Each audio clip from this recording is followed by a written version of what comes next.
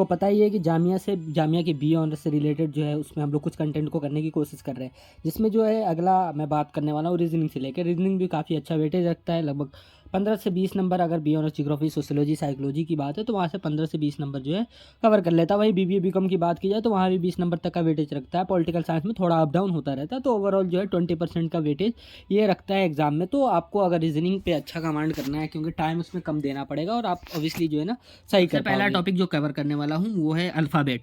Alphabet में बहुत सारे क्वेश्चन पूछे जाते रहे हैं, जिसमें अगर सबसे पहला बात किया जाए तो आपको एक ओवरव्यू लेना पड़ेगा कि ए टू जेड जो है उसको आपको लिखना पड़ेगा इस तरीके से, जिस तरीके से मैंने लिखा हुआ है उस तरीके से लिख लीजिए। और उसके बाद में उसके सामने नंबरिंग कर दीजिए। नंबरिंग करने के बाद में उसके बाद एक और है जिसको आप कर सकते हैं, जिससे आपको आसानी होगी एग्ज़ाम हॉल में प्रैक्टिस करने में या एग्ज़ाम हॉल में सॉल्व करने में।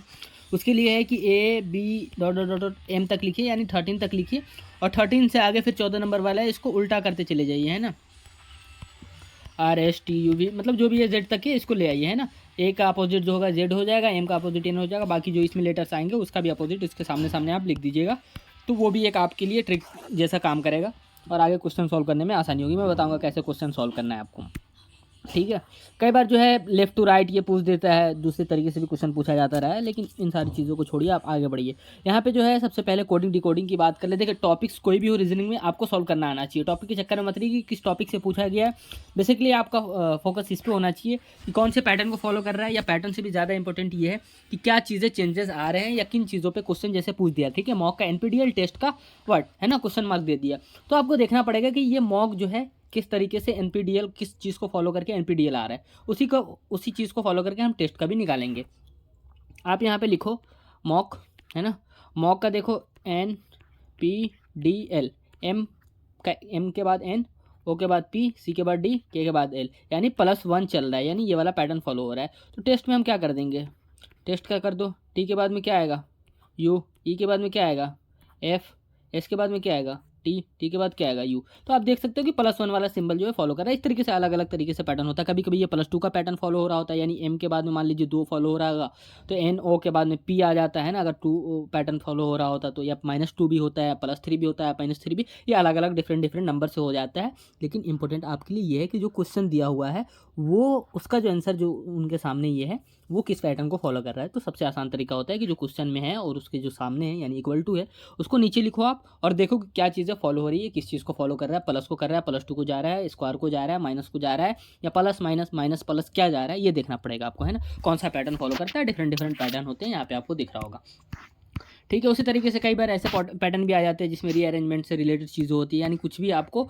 दे देगा, सेम लेटर्स जो है जो अल्फ़ाबेट में है उसी को अलग अलग कर दिया रहता है, तो इसमें भी आपको चीज़ें देख के करना पड़ता है। बहुत आसान तरीके से आप इसको समझ सकते हैं ना।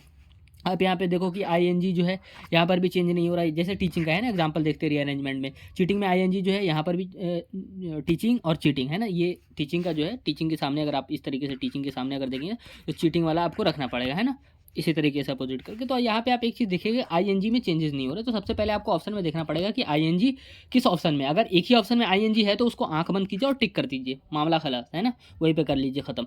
लेकिन अगर मान लीजिए कि ऑप्शन नहीं दिख रहा है कि ING वाला 2-3 ऑप्शन है ना, तो ING लगा लीजिए आप आगे, और उसके बाद वॉच, और उसके बाद टीच और चीट, यानी टीच के सामने आप चीट लिखिए, है ना, चीट लिखिए, और उसके बाद देखिए कि किस चीज़ को ये फॉलो कर रहा है, उसके सामने क्या हो रहा है, फिर उसी तरीके से वाच के सामने उस पैटर्न को फॉलो करके आप बना सकते हैं और ING ऐड करके आप दे सकते हैं। कई बार और भी चीज़ें फॉलो हो रहा होता है, जैसे अपोजिट लेटर का होता है ना। अपोजिट लेटर में क्या होता है देखिए, आपको यहाँ पे मैं बता रहा हूँ।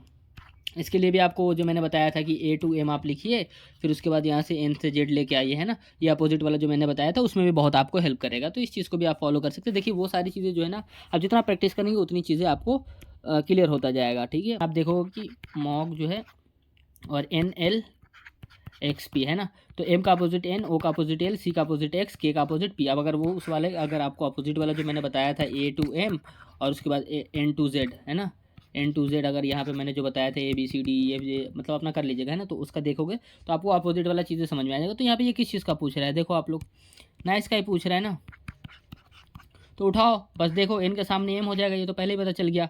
और आई का क्या हो सकता है जल्दी बताओ आप लोग। सी का तो अपोजिट एक्स हो जाएगा, हमें पता चल गया। तो एक चीज़ इस तरीके से और आसान, रीजनिंग का मतलब ये होता है कि आपको जो आ रहा है उसको करो और उसका ऑप्शन देखो, है ना। तो एम फर्स्ट पे होना चाहिए, थर्ड नंबर पे एक्स होना चाहिए। मुझे अभी सपोज कर लो कि मुझे आई का नहीं पता अपोजिट, तो एम जिसमें फर्स्ट में है और एक्स थर्ड पे है, यानी जिस ऑप्शन में अगर एम एक्स वाला ये जैसे मतलब गैप रख दो इसको, है ना, एम फर्स्ट पे और एक्स थ्री पे एक ही ऑप्शन में टिक मार दो भाई साहब, बात खत्म वहीं पे, है ना।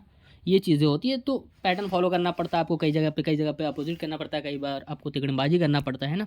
और उसके बाद कई जगह पे होता है कोई पैटर्न ही फॉलो नहीं हो रहा होता है। पैटर्न फॉलो नहीं हो रहा है तो ऑब्वियसली आपको देखना पड़ेगा, सेम चीज़ करना पड़ेगा। जैसे एग्जामिनेशन लिखा हुआ है डॉट डॉट डॉट, तो उसके नीचे जैसे ये दिया हुआ है तो उसको लिखो, PXT जो भी है उसके सामने सामने इस तरीके से करके, इस तरीके से करके देखो, समझ में आ जाएगा कि अब अगला ये क्या पूछ रहा है, नेम का पूछ रहा है। तो नेम में देखो क्या है, NAME, तो एन के सामने क्या आ रहा था उसको देखो, है ना, ए के सामने क्या आ रहा था उसको देखो, एम के सामने क्या आ रहा था उसको देखो, ई के सामने जो आ रहा था उसको देखो, और उसके बाद बस आंसर की आपका हो जाएगा इजीली। इसी तरीके से नंबर सीरीज से रिलेटेड भी चीज़ें हम लोग डिस्कस करेंगे। अगर आप लोग चाह रहे हैं कि जामिया बी ऑनर्स से रिलेटेड चीज़ों को कवर करना, रीजनिंग हो या आपका करंट अफेयर GK GS हो या अलग अलग टॉपिक्स जो भी है, वो सारी चीज़ें मैं हल्का हल्का करने की कोशिश कर रहा हूँ यहाँ पे कि आप लोगों को चीज़ें थोड़ा सा ओवरव्यू मिल जाए। लेकिन अगर आप प्रॉपर क्लास चाहते हैं तो मैं आपको सजेस्ट करूँगा कि आप 9891460883 पे कांटेक्ट करके आप क्रैश कोर्स को ज्वाइन कर सकते हैं, जिससे एकदम नॉमिनल चार्ज में आपको अच्छा खासी तैयारी करवा दिया जाएगा, अच्छा खासा मटेरियल्स मिल जाएगा, एक ओवरव्यू मिल जाएगा एग्जाम का कि क्या पैटर्न होता है एग्जाम का, मॉक टेस्ट मिल जाएगा, नोट्स मिल जाएंगे, है ना, डेली लाइव क्लासेस मिलेंगे अलग अलग टॉपिक्स पे। तो आप ऑब्वियसली आपको बहुत चीज़ों का आइडिया लगेगा। अगर कोर्स बी ऑनर्स कोई सा भी हो, AMU का भी बी ऑनर्स है तब भी आप ज्वाइन कर सकते हैं, जामिया में बी ऑनर्स ज्योग्राफी सोशोलॉजी अलग अलग जो भी पेपर होता है उसके लिए भी, BBA BCom है तब भी आप ज्वाइन कर सकते हैं। नंबर यहीं पे आपको दिख रहा है, इस पर कॉन्टैक्ट करके कोचिंग का डिटेल ले सकते हैं। रही बात डेमो का, तो डेमो आप यहीं पे देख सकते हो किस तरीके से पढ़ाया जा रहा है। इसी चैनल पे लगभग 30-40 वीडियो जो है मैंने अपलोड किया हुआ है, तो उससे आप एक ओवरव्यू ले सकते हो कि क्या चीज़ें आपको पढ़ाई जाएगी। देखो यहाँ पे 4 से 5 मिनट में पॉसिबल नहीं है कि मैं चीज़ों को एकदम ढंग से करा दूँ, है ना, लेकिन कम ही करा रहा हूँ, लेकिन अच्छे से कराने की कोशिश कर रहा हूँ कि एक ओवरव्यू आपको मिल जाए। तो फिर हम लोग मिलेंगे नेक्स्ट वीडियो में, हो सके तो नंबर सीरीज पे बात करेंगे या किसी और टॉपिक पे करेंगे, ज़रूरी नहीं कि रीजनिंग पे ही करें, किसी और GK GS वाले टॉपिक्स पे भी बात कर सकते हैं। किसी भी तरीके की डिटेल के लिए आप मुझे फॉलो कर सकते हैं 9891460883 पे। व्हाट्सअप से रिलेटेड अगर आप डिस्क्रिप्शन चेक करेंगे तो वहाँ पे व्हाट्सअप चैनल, व्हाट्सअप ग्रुप, सब चीज़ों का डिटेल है, जहाँ पे आपको जामिया MU से रिलेटेड अपडेट मिलता रहेगा, चीज़ें जो है जो भी फ्री में अवेलेबल होता रहता है आपको मिलता रहेगा, तो उस चीज़ से भी आप ज्वाइन कर सकते हैं।